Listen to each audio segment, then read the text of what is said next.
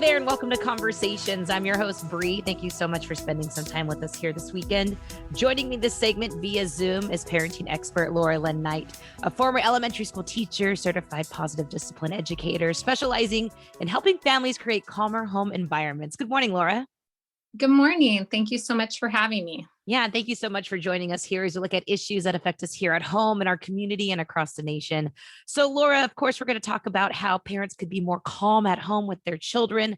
We'll get into that. But first, tell us a little about yourself and your background. Yeah. So like you said, I was a former elementary school teacher. And to be totally honest, I kind of thought that once I had my own kids, I was going to have maybe the upper hand in parenting, or you kind of have it in the bag. I've been working with children so long. And then my son was born, and I also have a daughter. But when my son was born, he started hitting me when he was about 3 years old.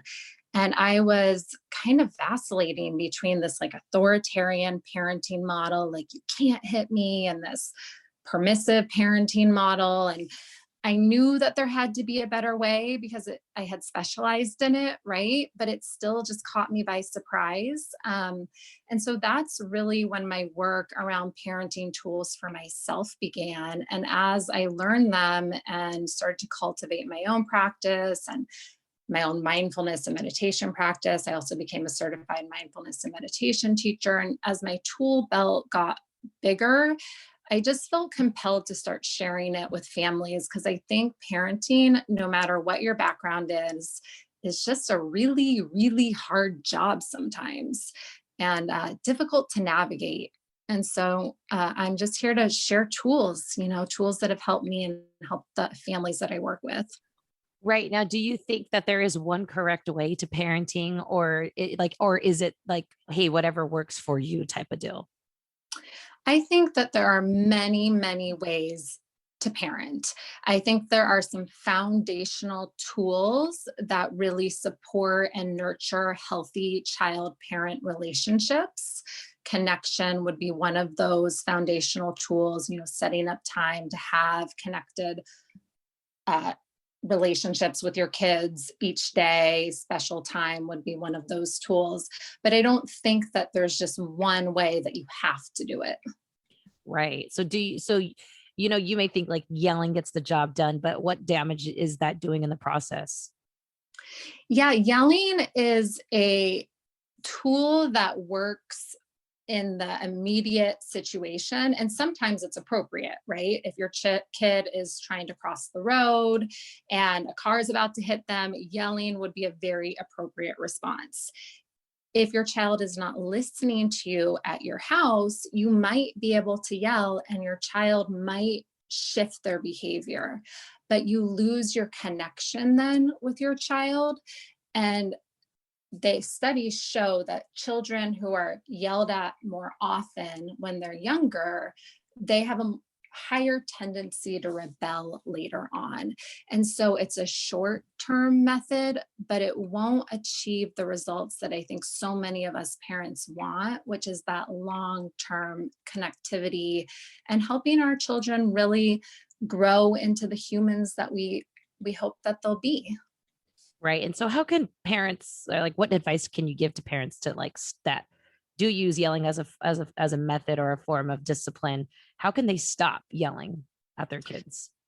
Such a great question. One that I look at all the time with parents, because I think when our children are really calm, for me, it's when my kids are asleep, right? My kids are asleep and I'm like, oh, they're so sweet. I can't believe I ever got upset with them. I just love everything about them. And then they wake up and it's like, oh yeah, I remember where this frustration was coming from.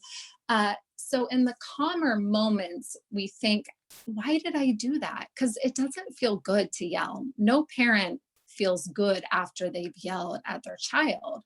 But in the moment when we're escalated, if we don't have a plan to pause, then I think the idea that we're not going to yell just goes out the window. So I've created with parents a pause poster.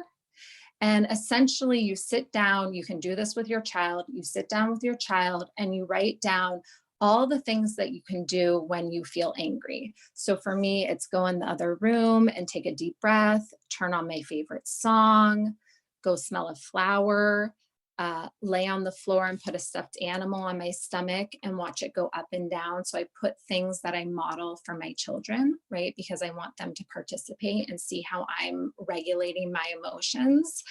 And I help my child make a pause poster too. We hang them in our house. And then when I'm feeling upset, I can say, oh, I have this plan. I'm going to go to my pause poster and I'm going to pick one thing from it. And I'm going to try that before I get into the power struggle with my child, before I yell. So I really believe in tools where there's a game plan around it so that we have the opportunity to really succeed. Right.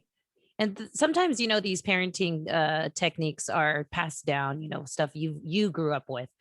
So what are some ways like to unlearn behavior that was used by your parents per se? I think the first step to unlearning the behavior is to have the awareness. So if you grew up in a home that was full of shame and guilt, and that's how your parents kind of got you to follow the rules, then the first step is being aware of, oh, I don't want to pass this down to my children anymore. And once you have that awareness, then it's looking at, well, what's the contrary action here? So if I no longer want to use shame and guilt as a tool, my new behavior is going to be that I'll validate my child's feelings, I'll set limits, and I'll also help problem solve. And so again, I'm a big fan of practical tools, taking out a piece of paper, folding it in half. On the left-hand side, writing down old behaviors that I don't want to use anymore. And on the right-hand side, writing down behaviors that are new that I'm going to work on. And just being patient, because we know that it takes about a month of daily practice to cultivate a new behavior.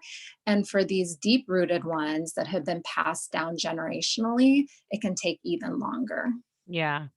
And what are some elements of a calm home? Like, what does a calm home actually look like? The first element in a calm home always is that the parent is able to regulate their own emotions.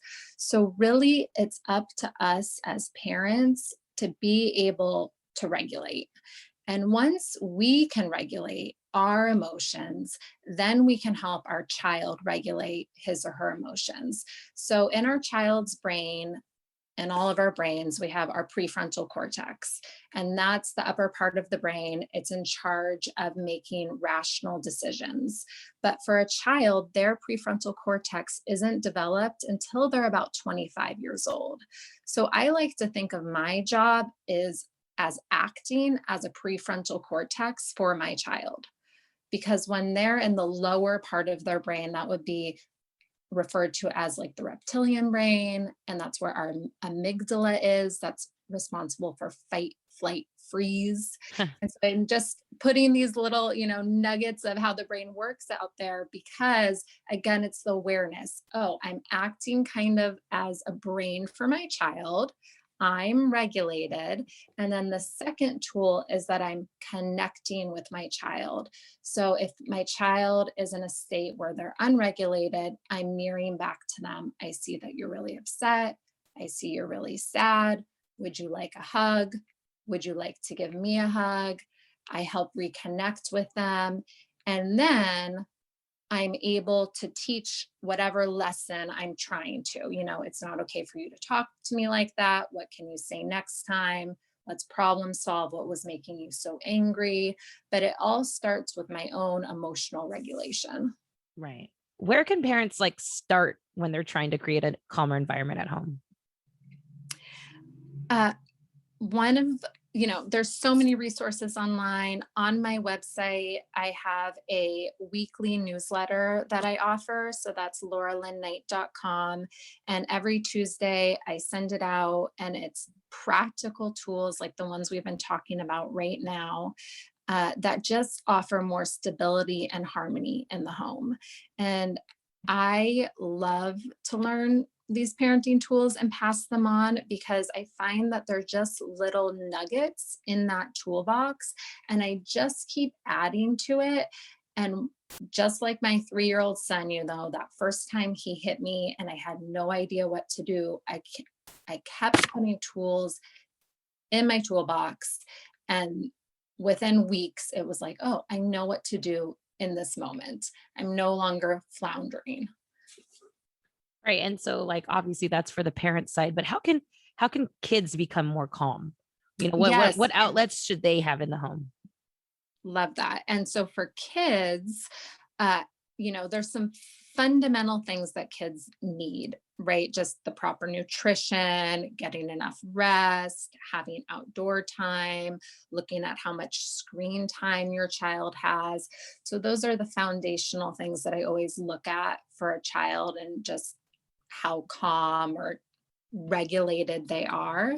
And then when your child, and then setting up things to have in place, like the pause poster, or having a cool down, calm down space in the home that your child can create or you can create with them. We're in a rental home right now, and there's this really sweet little door in my son's room that's intended to be like a small little closet, I guess, but it doesn't actually fit any clothes. So we set it up with some twinkle lights and a rug and some books. And he knows that that's a really safe place where he can go when he's feeling overwhelmed. My Awesome. daughter, on the other hand, her go-to is outside, bubbles, or playing with water. That really helps her. So just creating spaces for your child where they know they can go if they're feeling overwhelmed can be really helpful. Well, thank you for all this advice this morning. Parenting expert Laura Lynn Knight is joining us via Zoom. She's a former elementary school teacher, certified positive discipline educator, specializes in helping families create calmer home environments. You could actually find out more at her website, lauralynknight.com. Laura, thank you so much for joining me this morning. Thank you so much for having me. It was lovely speaking with you. Yes, Conversations is a public affairs program of this station.